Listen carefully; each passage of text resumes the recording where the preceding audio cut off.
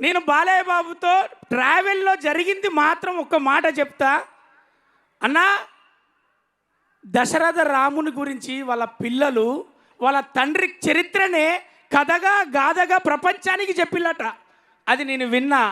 ఆ తారక రామునికి కొడుకుగా పుట్టి 24 గంటలు ఆ తండ్రిని గురువుగా దైవంగా భావించి ఆయన అడుగుజాడలో నడుస్తూ నటనను అందిపుచ్చుకొని ఒక నటుడిగా అదే ప్రకంగా ప్రపంచానికి నేనేదన్నా చెయ్యాలి అని రాజకీయంలోకి వచ్చి 3 సార్లు ఎమ్మెల్యేగా నందమూరి తారక రాముడు అన్నం తినే ముందు అరే ప్రతి కడుపు నేను ఏదో రకంగా నింపాలని 2 రూపాయలకే కిలో బియ్యం అందించి నేను ఎవరు ఆకలిగా ఉండద్దు అని ఆ రోజు ఆయన నిర్ణయం తీసుకుంటే ఎంతో కాస్ట్లీ విలువైన వైద్యాన్ని బసవ తారకమ్మ పేరు మీద క్యాన్సర్ ఇన్స్టిట్యూషన్ పెట్టి అతి చౌకదారులకు ఎంతమందికి అందుతే అంతమందికి, ఎంతమందికి వీలైతే అంతమందికి సేవ చేద్దాం అని నువ్వు సేవ చేస్తున్నావు బాలన్న.